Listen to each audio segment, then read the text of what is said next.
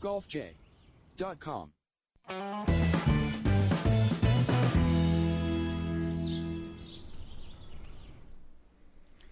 Good evening, everyone, and welcome to another episode of the golfj.com podcast on fingerlakes1.tv. I'm Jim Sinacropi alongside Rhett Taccone and Doug Brown here inside the fingerlakes1.com studios in Seneca Falls, New York on Monday, August 15th, 2016, where tonight we're going to recap golf's return to the Olympics this past weekend in Rio, let you know about the John Deere Classic, which was played concurrently on the PGA Tour, and the Tour's regular season winds down at the Wyndham this week. We'll tell you what's at stake. We'll give you our picks.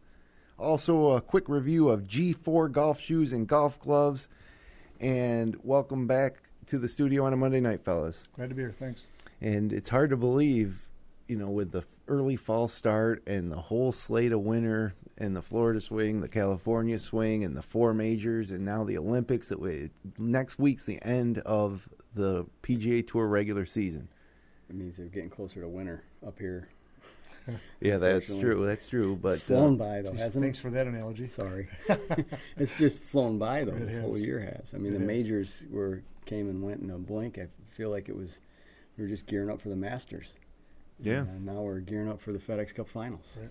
But I will say this, every year that we go through the new season with the playoffs, I look more and more forward to the playoffs. Yeah. And, you get to understand it more. And especially this year with the Barclays being played at Bethpage Black, I'm looking forward to that. So not only is there a lot of golf to watch in the fall, but a lot of golf to play still in the fall.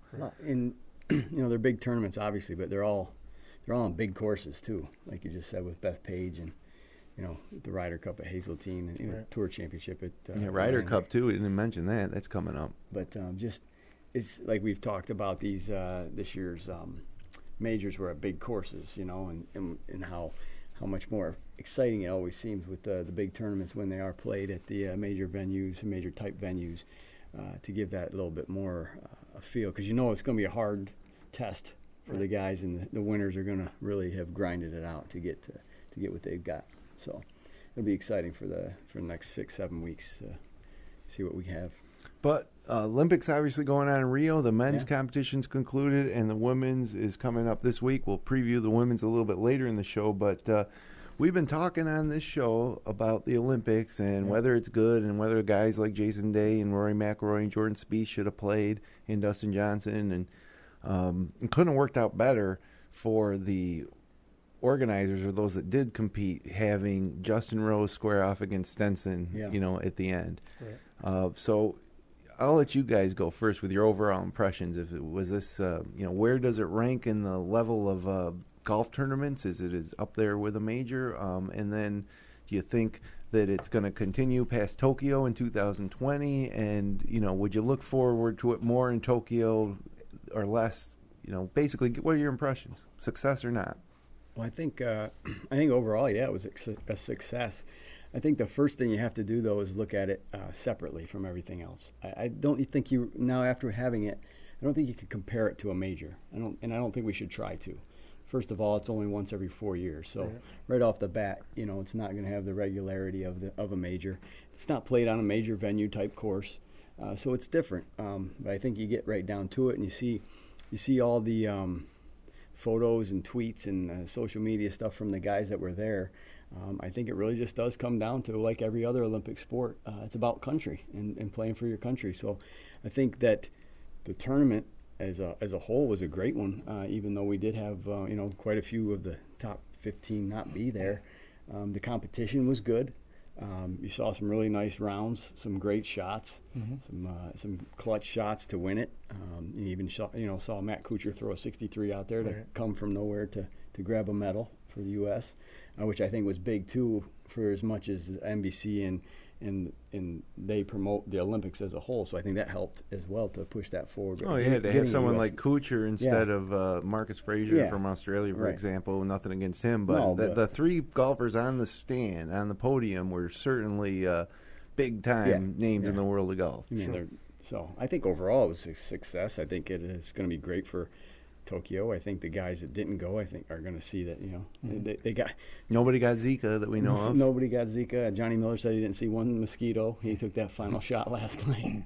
But And I saw a tweet from Jordan Spieth saying he's looking forward to making it a goal of his to go to Tokyo, which, it would have been great if he would have made it a goal of his to go to Rio. Wouldn't it be ironic if he didn't qualify 4 years from now? It's tough to qualify. You got to be the top 4 players in America. I think it would be pretty funny if he didn't, honestly. But hopefully, the top 4 if you're in the top 15 of the world. Right. Oh, right. That's true. Otherwise, we get 2. Right. Which you can't. 4 years from now, anything can happen. Sure. So what do you think, Brownie? I thought it was a great success. I don't care who played or who didn't play. I almost wish Jordan Spieth wouldn't even tweet or whatever he did. Stay out of it because you didn't play. But I thought the golf course was fantastic. I liked the layout. I liked the difficulty of the early part of the back nine from like 11 to 14. Very, very difficult if you could survive. And I thought the last 3 holes were great for theater. You could drive the par 16, par 4, little par 3 that, I don't know, 130 yards or whatever, and a reachable par 5. So that way, if you're a couple shots back, you might be able to springboard into it if you could survive 11 through 14. Right. Yeah. So I thought the course was great. I expect the same type of thing from the course with the girls. It'll play shorter, but it should have the same concept because they're trying to get it to where if a guy hit a 7-iron, the gals will hit a 7-iron. Right. Well, the interesting thing about that is that if you remember not too many years ago, the U.S. Men's and Women's Open was both held at Pinehurst. Yes. Right. And Pinehurst for the women measured about 700 yards shorter, I think, just like it's going to at the Olympic course. And the winning score was the same. Right. So Yeah, they're trying to get the same landing areas and everything. And I thought the tournament turned out great. Where you got 3 members of the U.S. Tour, the PGA Tour. Those guys play over here. And it kind of was like the British Open in a sense because here's Henrik Stenson again. Right. Yeah. One of 2 guys with a decent-sized lead, even though Kuchar closed the gap at the end. But it looked like that kind of flare going down, and they were firing at each other. It was great golf. Yeah. And it boiled down to really Justin Rose's 3rd shot on 18 versus Henrik Stenson's. Yep. Forget Stenson 3-putt in 18. It didn't matter. That didn't matter. He had to make the 4th shot. Right. The 3-putt didn't matter. Yeah. And I don't know. I was pinned to the television, and I thought there might be a playoff, which made it even, I think, more interesting. Yeah. And then it almost ended up being a playoff for the silver. Yeah. Because he really messed that. And hole they up. would have Kuchar done 16. that, right? Yes, they would have. Yeah, they had. Kuchar 3-putted 16 to par 4. Yep. So if he makes a 2-putt there, he does tie Stenson. Right. And they would have played off for silver and bronze at that point. Well, my take on it is that they need to get the field stronger if they really want to elevate that tournament. It was just too weak of a field to get too excited over. During the first few rounds, I didn't really make a point to watch it like I would a major. I'll watch every second of every major that I can and turn on Golf Channel, stream it at the office. But I didn't have that desire. I was just scoreboard watching. But I did, enjoy watching that final round, and it was everything it was made out to be. And the one thing that I think I'll take from it as to why it is successful is those guys weren't nobody was over there playing for money. No. And Johnny Miller and the NBC crew kept talking about how special this was and how the feeling of it was, how great the feeling of it was. And as a viewer, I couldn't really get there, but I bet you if you were there, on site as a member of the golf media or playing and competing in it, that it did feel special. And Kuchar and Rose and Stenson and Bubba Watson all said that this was fantastic. So I think when Rory and Jordan and Dustin Johnson and Jason Day were watching this, I think they regretted it. Oh, sure. And next time in Tokyo, if you have the top 15 players in the world all there, I think it becomes closer to a major. Yep. In a lot of ways even better because it almost guarantees you a top PIP billing coming down that final round. Whereas a major, the field's so deep with other good players that Jimmy Walker will win the PGA. Sure. But if the top players all go to the Olympics, and you're going to have really the top 15 players in the world, and then I don't want to say a bunch of also-rans, but probably a bunch of pretenders who probably aren't going to put 4 rounds together like a top 15 player. You're almost guaranteed drama. Yeah. Right. So they got to decide in 2017 if they're going to continue the Olympics beyond 2020. So they decided before Tokyo. Yes. And I think right now that vote would be to have it continue. I don't think they might make some changes here and there, which is okay. But I think it was a reasonable success to say it's going to continue. And I think this week too with the women will help only further that because the emphasis they put on it with the actual like top 15 or so of the women in being there, and how excited they all are about it.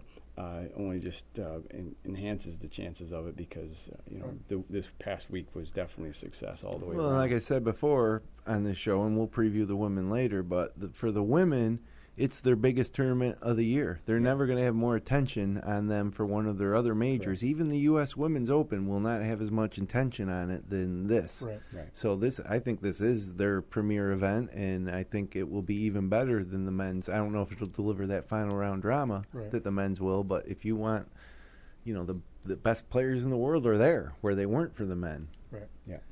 So you asked about, where you put the Olympics versus the majors, and I agree with Brett. It's probably not as high, at least right now. Who knows what it's going to be like 30 years from now. Yeah. Wow. But Justin Rose, in his interview this morning, they had a press conference this morning, and he said, like, for the British Open, the next 4 years, there'll be a new champion crowned. He's for the next 4 years. I am the gold medal winner. Right. That's true. Yeah, I didn't think of that. Carries over for quite a while. And it was very well spoken. I thought it was the perfect thing to say, and he's absolutely right. There's one guy with a gold medal in golf, and he's it. And Kuchar was giddy. Oh, yes, he was. Like, he called it the best round of his life. And so while I didn't feel the same thing that these guys were saying that they felt, I believe that they felt that Olympic spirit. And if you were there in Rio, I think it was every bit what they were saying it was. Yeah, it's definitely a stepping stone, and it was a step in the right direction. It's just like the tennis in '88. I think they introduced tennis back into it, and it was a slow burn for a while, but now that's really quite a popular event there too. I mean, you saw that match between Nadal and I forget who beat him, but it was quite an intense match. And then Andy Murray wins again, and it means a lot to those guys. So you can see where it needs a chance. It needs more than 2 times for sure. I think if we get past Tokyo and you get it into 2024 and beyond, I think then we're off and running with it, and I think everybody will put an emphasis on it. I think the PGA Tour will also adjust their schedule to make sure that everything isn't so compact. Or give more FedEx points to the Olympics. The women give more Rolex points than the men did FedEx points, and so that's just more incentive to make these guys go. But I think that next time around in Tokyo that all the top players are going to have to go. And really, let's face it, they were just making excuses why they didn't want to go. Yeah, totally agree with you. Yeah. They made a mistake. I agree too. I agree with that. Did you guys, Gary Hurt Player, their own image. Yeah, no question. Hurt their own image. Yeah, and Player ripped Gary him. Player ripped him. Yes. I mean, he was. And for Justin or Jordan Spieth now to say it's going to be one of my goals for Tokyo in 2020. Kind of hollow. Too late. You might want to make that statement a couple of years from now. Yeah. Too soon. Yeah. Now, somebody who's 55th in the world making that statement, that's a great statement to make. Sure. Yeah. For those guys up there in the 1, 2, and 3s, just stay quiet, leave it alone. How does Oosthuizen feel when one of his idols is ripping all of those guys for skipping out on it? I mean, from South Africa, he would have been one. Gary Player even stayed in the Olympic Village. Yeah. I mean, so he was all into it, and it's good to see. What I would hope, or what I had hoped, is that it was a different format than your typical 4-round tournament. But it is different in the fact that if you come in 4th place, you might as well come in 50th. It's only about 1, 2, 3. Yep. And never has someone come in 3rd like Kuchar and probably felt as good about it. Sure. Yeah, he said his heart was beating because 3rd place felt so good to him. Well, a regular tour event, we don't even cover the 3rd place guys he finishes up, right? Right. Unless it's Jordan Spieth or Tiger Woods or something. Barely so he wouldn't even remember got any second. coverage. Yeah. But that was a whole different meeting to 3rd place. Well, he said, too, that his goal, like that day, because he figured he wasn't going to get the gold medal, but his main goal was to get that tracksuit on that they wear on the medal stand. He wanted to wear it. He didn't want to just take it home as a memento. He wanted to actually have to put it on because he was on the medal stand. So it was pretty cool. Well, we'll preview the women coming up, but overall, I was a big detractor, not too excited about the Olympics. I've changed a little bit in that regard. And we'll see what changes they make heading into Tokyo. And scheduling was a lot of the reason I didn't like it either. I didn't like that we moved the majors around and shortened our major season. So maybe Tokyo, I don't know when the date of the Olympics will be in Tokyo, but might be a different point in the season. So I would bet 4 years from now it's this week. Yeah, you're probably right. Okay. Well, they certainly could maybe push the start of the next season back a little bit and then spread things out a little farther, maybe the first couple of weeks in October. What if the PGA Championship was, instead of moved up, if it was moved behind the other way? Right. So then you have maybe the PGA Championship is your last tournament before the playoffs, or But I mean, it's also a Ryder Cup year. It's every year now that the Olympics are played. It's going to be a Ryder Cup Right. year. So Since 9/11, they switched it around. It used to be on an odd year. now it's even year. Yeah. So But there's a President's Cup on the other one. Either way, you're going to collide. right, but they'll work through it and figure out a better schedule, because that definitely was to have the British and then 2 weeks later have the PGA was a little too tight. But the Ryder Cup could be in June. Sure. Doesn't have to be in September. Yeah, they could definitely move that, or it could even be in October for that matter. well, They'll figure it out. one tournament that was held this week that got the shaft from the Olympics being held was the John Deere. Normally a premier type of event at the end of the season on the PGA Tour. It was an afterthought almost. Well, that's one other thing just on the schedule is PGA don't have a tournament that week.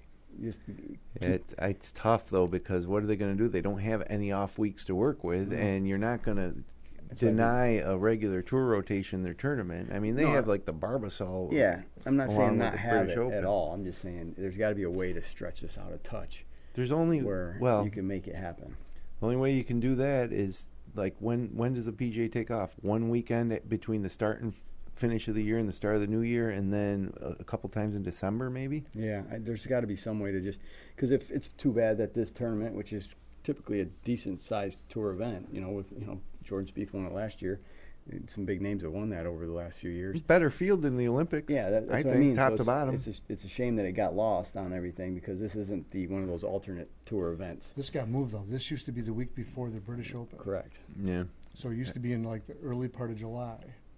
Right. And it probably will go back there next year, because John Deere paid for the airplane Right to where they're ride open. for the people who played in this tournament. Yep.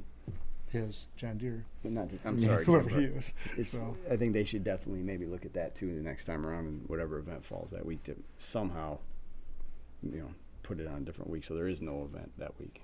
Let them all watch it. Well, Ryan Moore certainly was happy that they held the John Deere, because he won his fifth career PGA Tour win, his fourth win in the last 5 years, played his last 46 holes without a bogey, which anybody that golfs, first of all, these courses are a lot harder than the courses the average single-digit handicapper amateur plays. And to go 46 holes without a bogey is just unfathomable. Things happen out there. So he went 46 holes without a bogey and now has 23 straight subpar scores at TPC Deer Run, wow. which is just amazing consistency. And another nice note on Ryan Moore's win is that he's a PXG guy.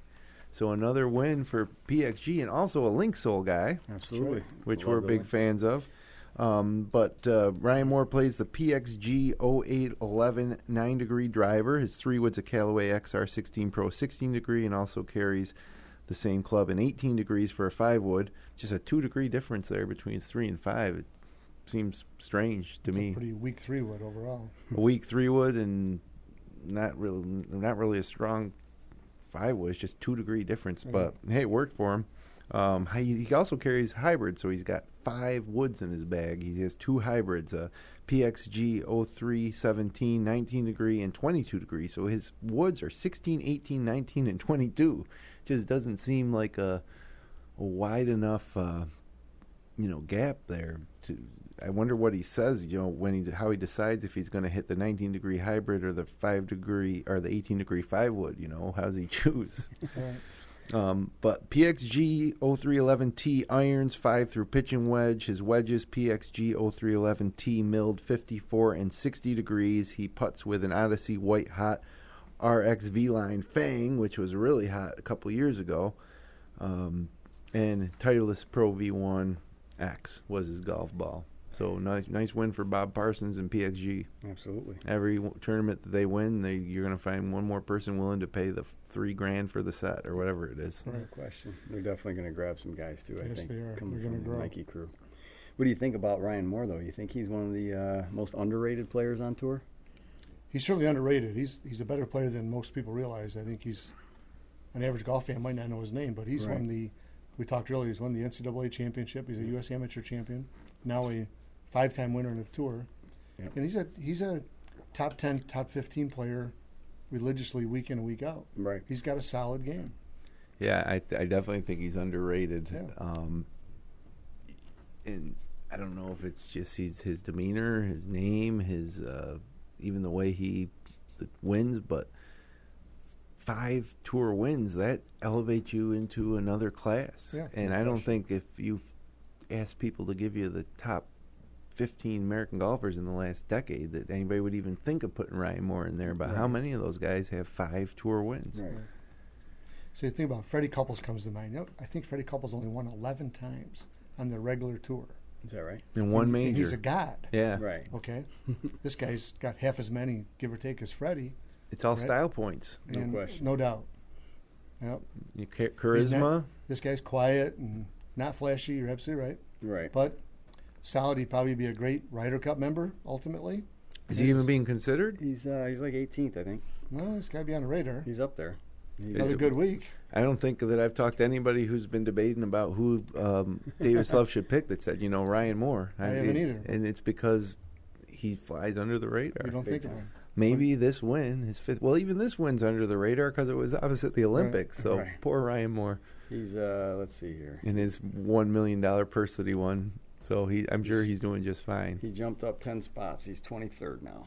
He was 33rd. So I don't think he'll probably end He up won't with make it. consideration, but he is moving up the list, and some of the guys that are ahead of him aren't playing as good as he is. So Well, he you could never win know. again this week. He does well at the Wyndham Sure historically. And there's a lot of time left with the new format. If he wins 2 times in a row, you got to start thinking about him. Yeah, Right. absolutely. Right. I mean, with the new format, it goes through the FedEx Cup all the way for the last pick, so there's definitely time for him to make a move. One other note from the Deere. Aaron Wise, we talked about him when his Oregon Ducks won the NCAA title back in the spring. This was his first non-major event on the PGA Tour, and he finished tied for 16th with a third-round 63. So, again, we got these newcomers to the Tour just really making their mark early. A lot of them, like DeChambeau, haven't been able to maintain it, but it's kind of amazing to me how some of these young players can come in and get a top 20 finish just like that. So, He's a kid from Oregon. right. I think you might have said that. I'm sorry to make you repeat it. He's the one that he won the NCAAs, Right. right? Yeah. Mm-hmm. We never really heard of him until then. Yeah, now he will. I think we're going to hear of him going forward. Yeah. So, just to give you guys a quick refresher on the tour schedule as we wind down the regular season this week, they're in North Carolina for the Wyndham. And then the playoffs start. They go to Bethpage Black for the Barclays on August 25th through 28th. Then it's the Deutsche Bank, the BMW, the Tour Championship, which, if you fast forward just a little over a month, we're going to be at the Tour Championship on the 22nd through 25th of September. Follow that by the Ryder Cup, which begins on September 30th. And then October 13th, the next season starts at the Safeway Open. So, I mean, we just talked about the majors being done. We talked about the Olympics. We looked forward to all this stuff and all the WGC events, and it's all over. But looking at this schedule, some of the best golf of the year is ahead of us, and it's really nice, I think, to have the Tour Championship followed by the Ryder Cup back-to-back weeks. I mean, that's great fall golf for golf fans. That's must-watch TV, all of it. Sure is. So looking forward to the Wyndham this week where, I looked at the guys on the bubble. The guys ranked 120 through 130. The top 125 make the playoffs, right? And I don't have their names in front of me, but it's an underwhelming list. Like David Toms is the biggest name on there.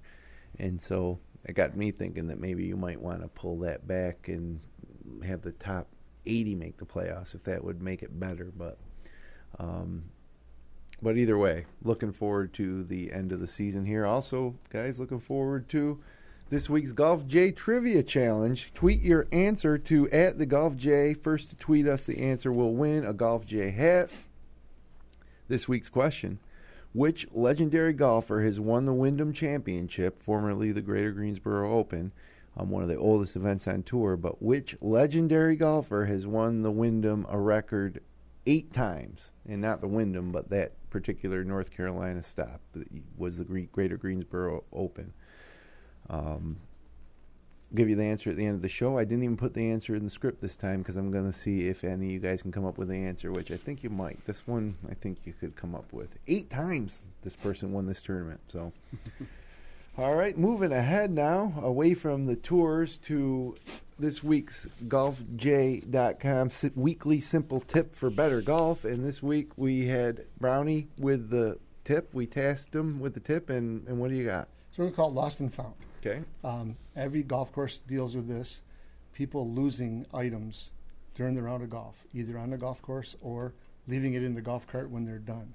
So recommendation would be take inventory before you start your round. So no matter how many clubs you've got, how many head covers you've got, range finder, cell phone, et cetera, et cetera. And then when you're done, do the same thing. If you find something on the golf course, turn it into the pro shop. Yeah, don't stick it in your bag and say, look what I found. Right. Now, on that topic, though, don't think everybody's going to turn stuff in. Yeah, they don't. If you leave a nice 58-degree Vokey wedge on the green, I would bet it's going to walk. There's a Or a higher range chance. finder. Yeah, higher chance of something like that than, say, a 6-iron of your set of irons. Yes, that's Yeah. probably going to come in.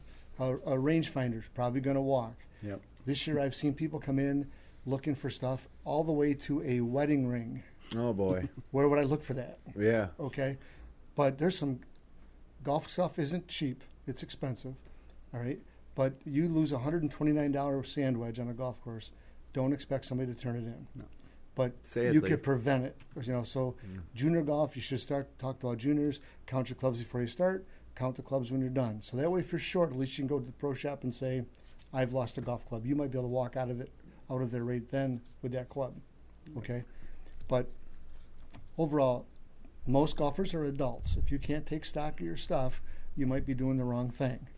Yeah. Right? So No question. when you go to your car, make sure all your head covers are on your clubs. I've seen carts come in with stuff in the basket. It's a jacket. It's a hat. It's Sure. It's a cell phone. It's unbelievable how many cell phones we get. Right? Which is hard to believe since everybody's so attached to it. Absolutely right. Well, they come back in crying for them in a hurry. Sure. All right. No. But there's been a lot of people come in and have lost Odyssey 2-ball putters. We never get them. Vokey wedges. We don't get them. How do you lose your putter? You chip in or something and forget you brought your putter up on the green? I mean, it's Seriously. crazy. Well, how could you leave your wedge there? Because you do the same thing with both clubs, right? One you're going to drop.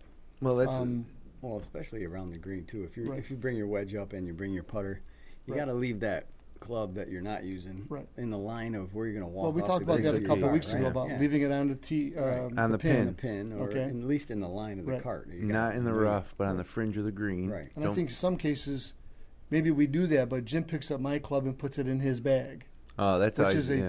at least a decent gesture, but I still lost my club. Yeah. Well, that's been a source of relief for me a couple times this year where I've gotten to the next hole and I've gone to pull my wedge and I thought, oh, I left my wedge on the last green, only Right. to find out it was in my partner's Right. bag. So if you got to your car and counted your clubs, you know your short one, you played with me, Brownie, you got my club, it saves a lot of heartache. Yeah, especially if At you least- go to Florida, Right. you know. At least I've got it. But I've got it, but you can't use it for another. you'd be 6 months. shocked at how much stuff comes in a true lost and found fashion. Oakley sunglasses.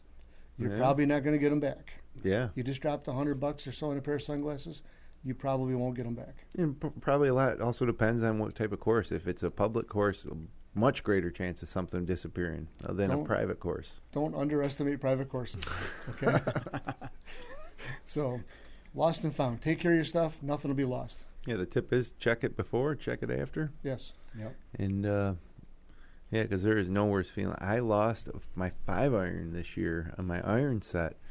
I'm trying to think of the details of where I left it. Oh, I know exactly where I left it now. I was in the left rough on 13 at the club, and I was deciding between hitting a low 5-iron or a high 8-iron, either going under or over. And I set the 5-iron against the club when I decided to take the more lofted club, and then I hit the shot, put my club in, and drove away. And then I remembered where I knew exactly where I left it. And so when I came back around to the 17th hole, which borders 13, I went over there expecting it to be there, and it wasn't there. So now I'm sick to my stomach because replacing a 5-iron of my Mizuno M69, irons is not an easy task. Right. Probably would be pretty expensive, and it was right in the middle of the season, so I didn't want to wait, a week Right. or two or whatever it was to get my 5-iron back. That's a key club. And luckily for me, someone turned it in, but it was the next day. Maybe the pro shop staff didn't know somebody turned it in, but I went in after the round, nobody had turned it in, and then the next day when I was almost resigned that I'd lost it, there it was, and it was the happiest day of the summer. Well, unfortunately, it was a 5-iron too because it's not very attractive. to Yeah. Keep. Right, yeah, what are you Like going an to do? attractive club, but not. Yeah. Right. I wouldn't want it, but No, how would I you? find a nice spin milled Vokey Yeah, maybe newer than the one you have, or a different degree than the ones you have. You may not find it. Like you said with rangefinders too. I mean, those are gone. It's amazing how many of those people come in looking for them, and we don't have them. And they're more expensive than the wedge. No doubt. Some of them are $400. Unless you get the break-in 80. $100. Which is the same as a Vokey wedge, really. But, that's an expensive item that can easily just be thrown in someone's bag, and you would never know where it came from, Nobody would ever suspect, even if you played with the guy who lost it. Right. In most cases, which another tip would be to maybe put your initials on it at least, or something to signify, But better bet than that is to take inventory of your stuff before and after the round. So, all right, Rhett, you're on next week for a tip. All right, I can do that. And we'll move ahead now to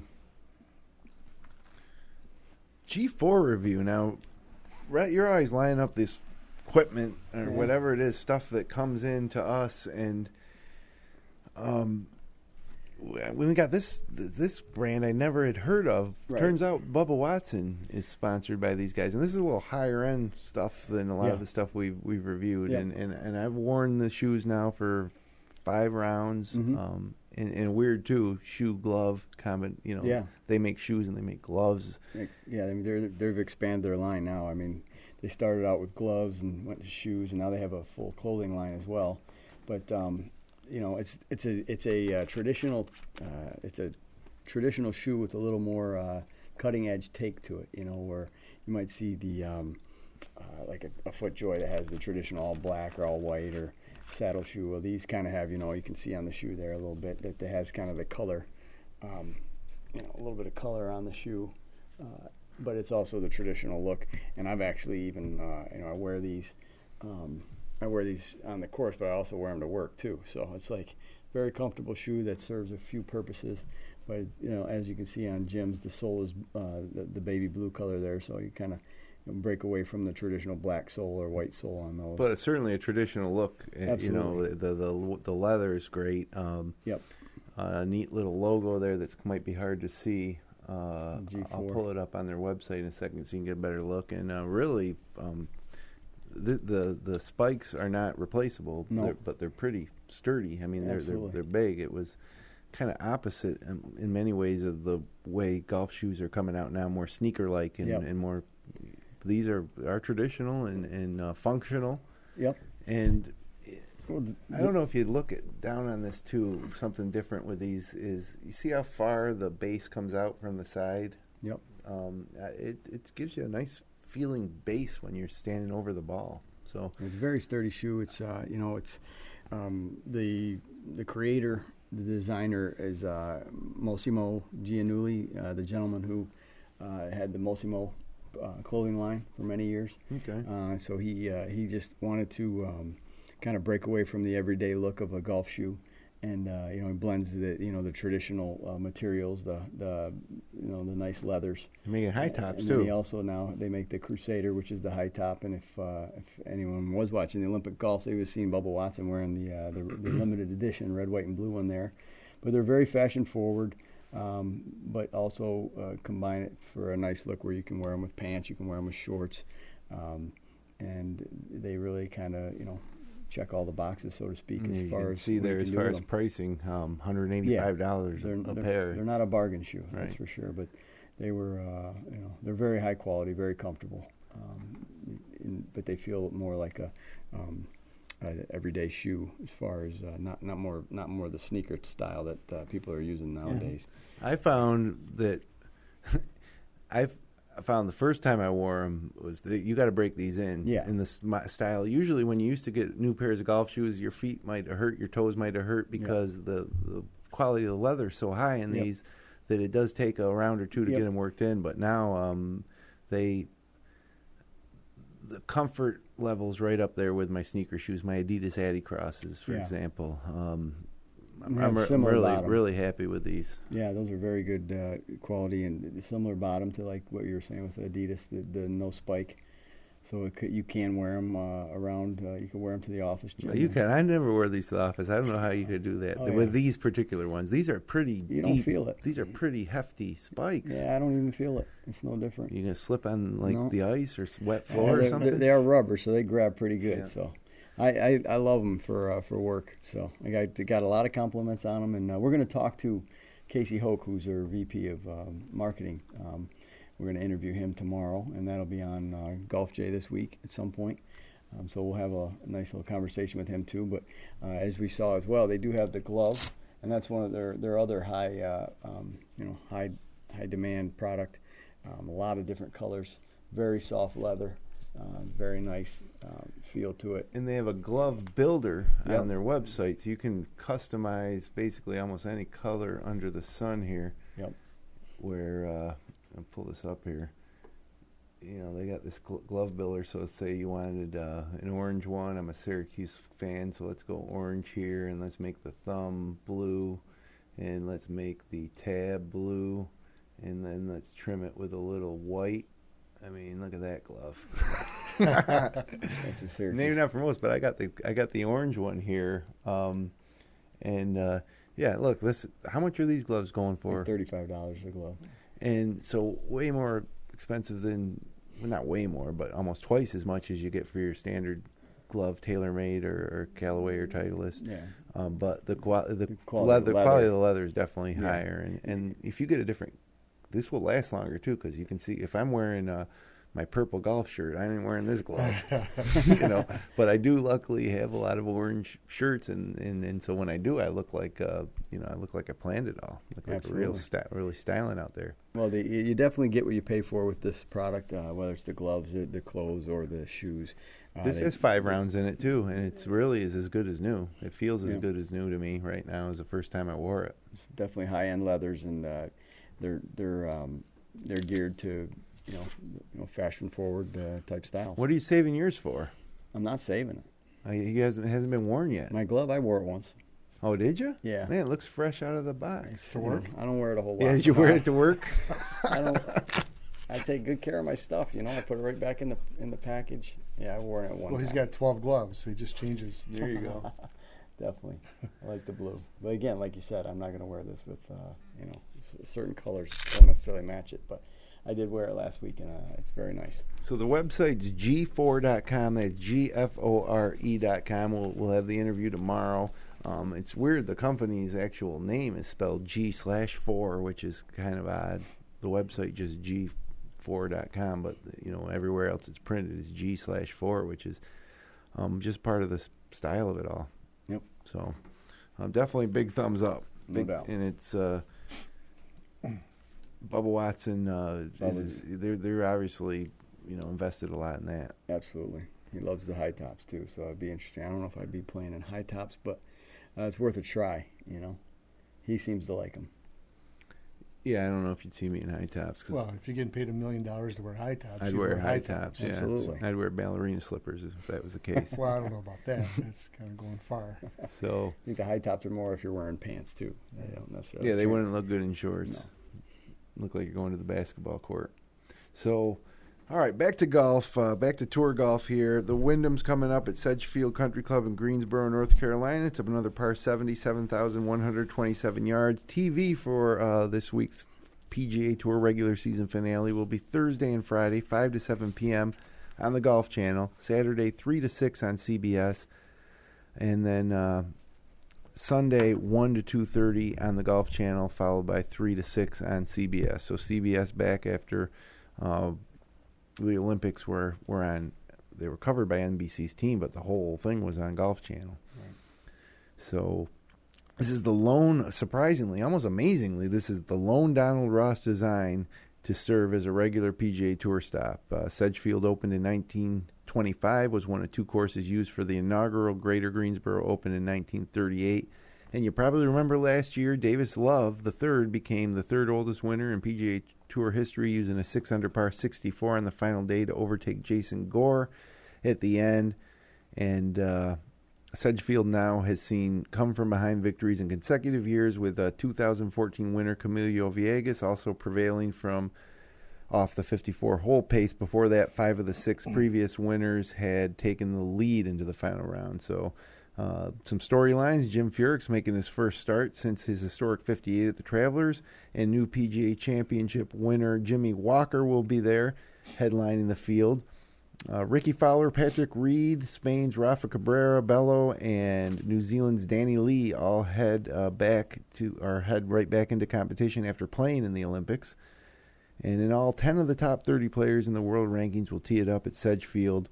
Wesley Bryan, who earned a Battlefield promotion after his third Web.com Tour victory, gets another chance to take advantage of before the playoffs begin, and that's the same for John Rahm, who's finishing the season on special temporary status, and Lee McCoy, who's playing on a sponsor's exemption. So those guys looking for a big finish for McCoy, and McCoy would definitely need a win along with Bryan, but John Rahm with a top 5 might be able to sneak in to the FedEx Cup playoffs. So the weekend focus is going to shift not only to those guys contending for the win, but to those guys looking to punch their ticket to the FedEx Cup playoffs by moving into the top 125 on the points list. All but 11 of the players ranked number 91 through 190 in points are entered, with Bronson Burgoon, who I don't even know this guy, but he's 124th right now, so he's on the good side of the bubble. Johnson Wagner's 125th, Matt Jones 126th, the Australian, they're on the bubble. And then you also have some guys a little further back that would probably need a win or maybe a second place to get a chance. Most notably, Ernie Els at 158th, Angel Cabrera at 183rd, and Retief Goosen at 135th. So a lot of big names in this tournament. Looking for your picks. I'll go with Ernie Els. You're going with Els? No, actually. I'll go with... You've done pretty good, so yeah. Pick them. No, I'm not. No, I'm going to go with Furyk. I'm going to go with Jim Furyk. I like where he's at, and I know he's grinding to get on the Ryder Cup. He's assistant captain, but he wants to play. He certainly found something. Absolutely. In his swing there when his dad looked at video. Do you hear that story before the 58? Yep. His dad looked at cell phone video of his swing and gave him a little tip, and he shot 58. So okay. I sent some videos of my swing to his dad, too. How'd that go? He hasn't responded yet.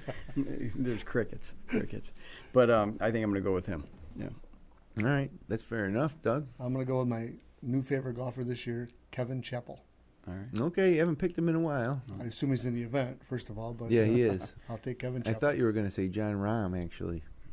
Not a bad pick either, Yeah. but Kevin's got to change clubs next year, but Kevin Chappell. Okay. He's a Nike guy. One of the few remaining. He'll be a PXG guy next year. Probably will be. So my pick is Justin Thomas. He won back in the fall. Yeah. You'd think he'd win more. He's playing better. He shot a 62 at the Travelers, if you remember, which is pretty good. It was overshadowed by Furyk's 58, but right. 62, pretty dang good shooting. And I follow him on Snapchat, and he seems to be spending more time at the range and working on his game and playing golf, where Ricky Fowler is at parties and on boats and stuff like that. So both great guys to follow on Snapchat. If you're a golfer and you don't even know what Snapchat is, I would recommend downloading Snapchat and following Ricky Fowler and Justin Thomas and other golfers, because it's unbelievable the behind-the-scenes look you get at these guys. They're all over it. And then another thing that was introduced to me by someone else about Snapchat is you can follow beautiful women throughout the world.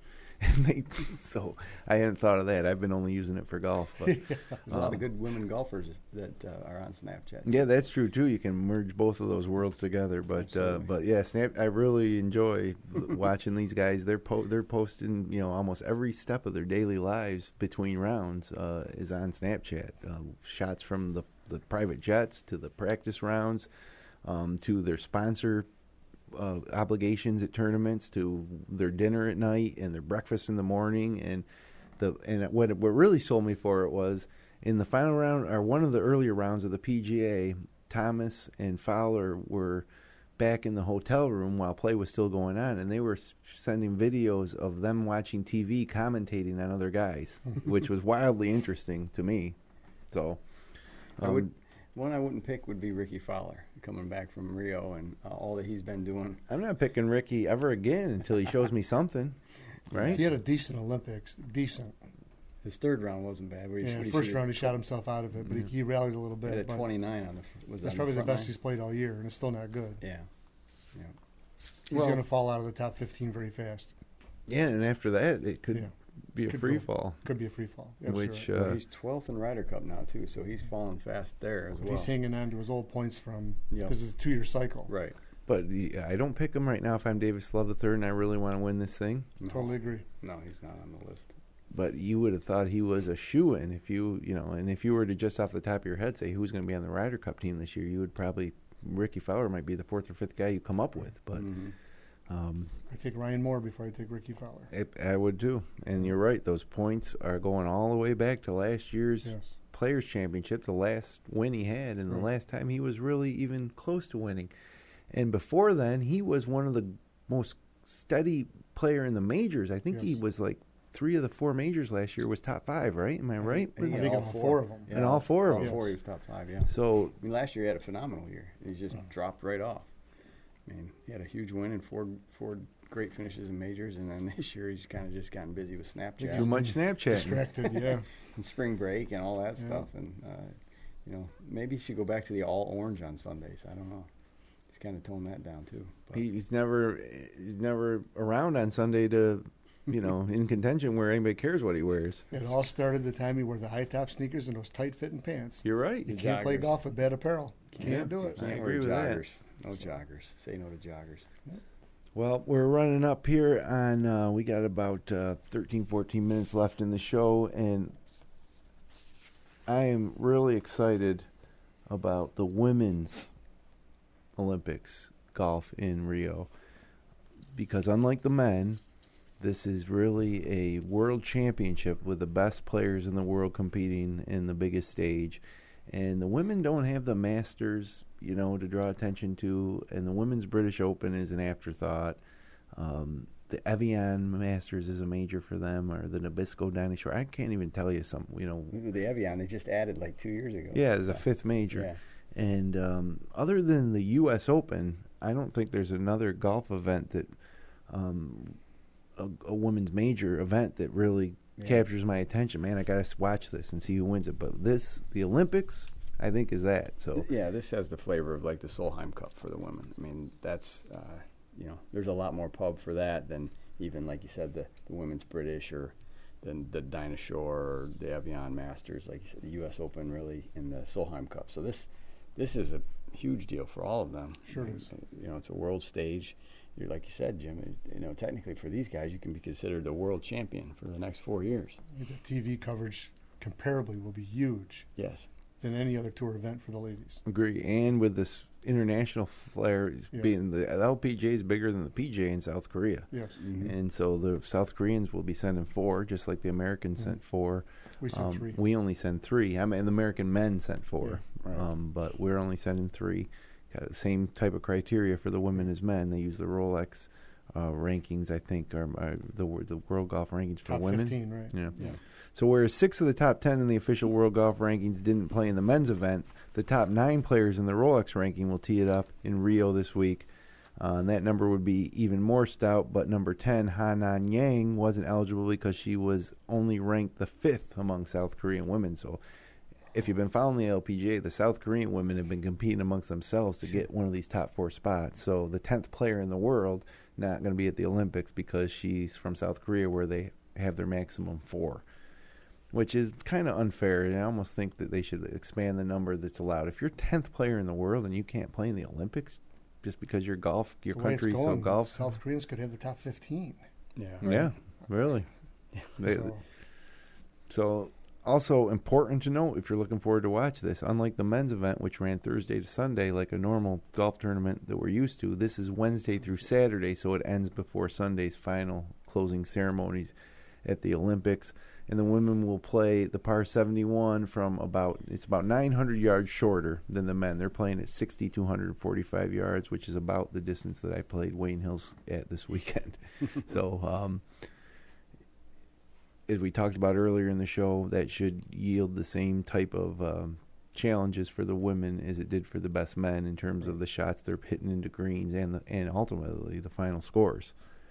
So Lydia Ko's 3-1 favorite to win the gold medal. Not from South Korea, born in South Korea, but she's representing New Zealand.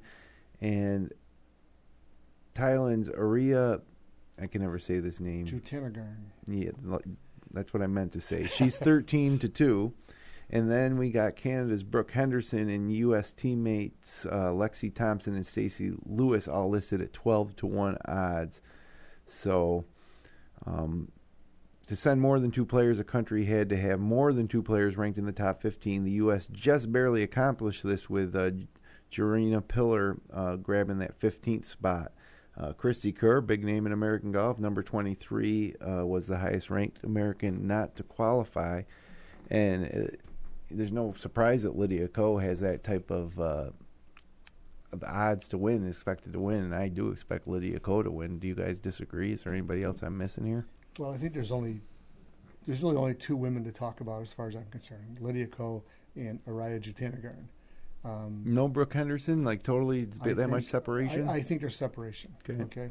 And I'm going to go against you a little bit. I'm a huge Lydia Ko fan, but I think Jutanagarn's playing better right now.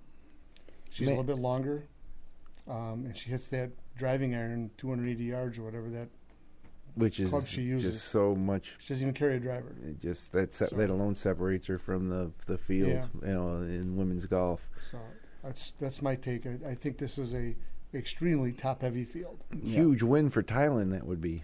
Yes. That they could win a gold medal. I don't know if Thailand's won any gold medals in this games yet, but no idea. she'd be a national hero. Yeah. I'm going to go with Lexi. She's put a lot into this, and I think she's going to be ready to go. Brooke Henderson's another one. I think the podium's going to be Ko, Thompson, and either Henderson or Jutanagarn.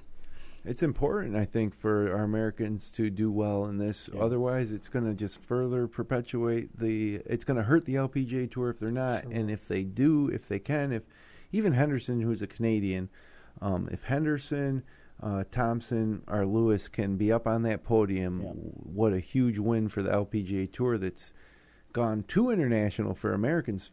But we Americans want to see some Americans competing in these tournaments, and they're just not. They're getting overshadowed by the Asian players. Right. And so I think it's super important for American women's golf to have someone from our hemisphere to, stand on that podium with a medal. Yep, absolutely.